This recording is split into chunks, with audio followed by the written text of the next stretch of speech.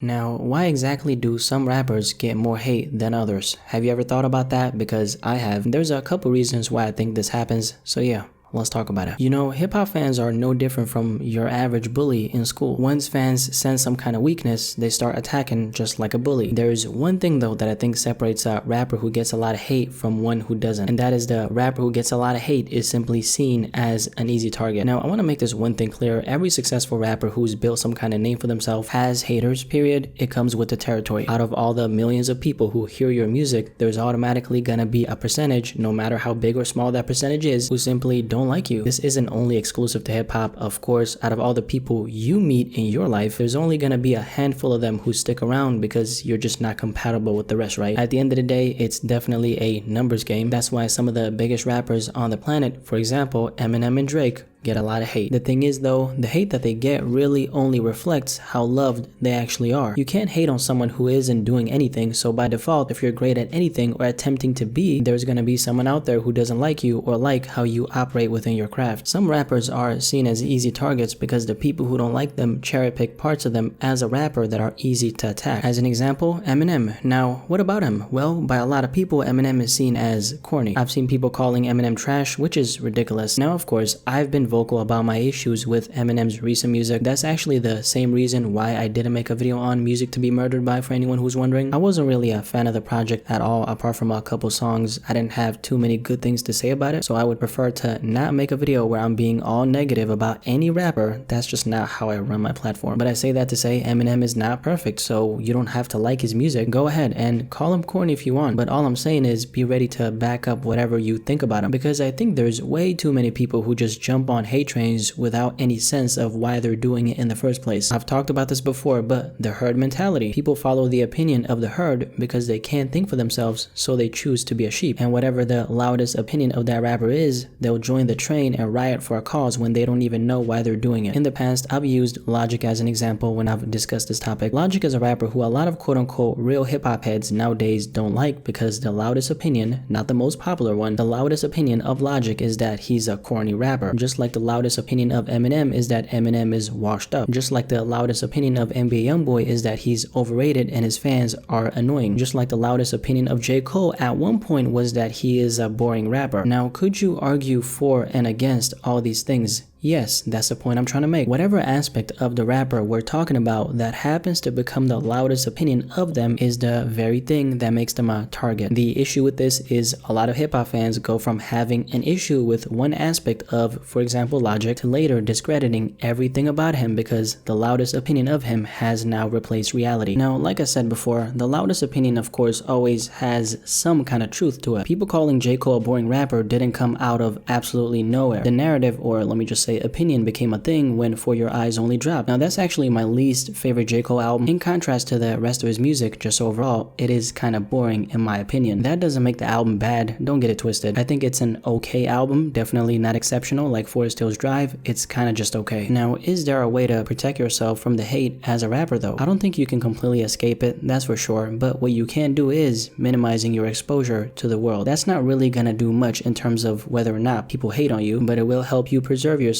and help you stay grounded in the midst of all the negative opinions people have of you. That's actually why some of the most successful ones are barely on social media. I mean, look at Kendrick. This is a good example. He uses social media for a couple weeks strictly to promote whatever album he's dropping at that time, and then goes ghost for another 3 years and then comes back and repeats the same cycle. By the way, I just want to make one thing clear. Social media is an amazing tool for rappers. It can literally turn you into a millionaire within the span of 12 months if you know what you're doing and you're dropping some fire. So unless you're an established rapper, you can't really afford to not use it. It's a very necessary tool in your arsenal to build a strong following. So if your name ain't Kendrick, don't even try following in his footsteps because it just won't work. I think it's very important to distinguish whether or not what you think about a rapper is actually what you think. It's so easy to adopt and soak up the loudest opinion of a rapper and low-key mask that as your own. There is way too many people who do that, and whatever rapper that's the victim of this is automatically gonna get more hate than the next one.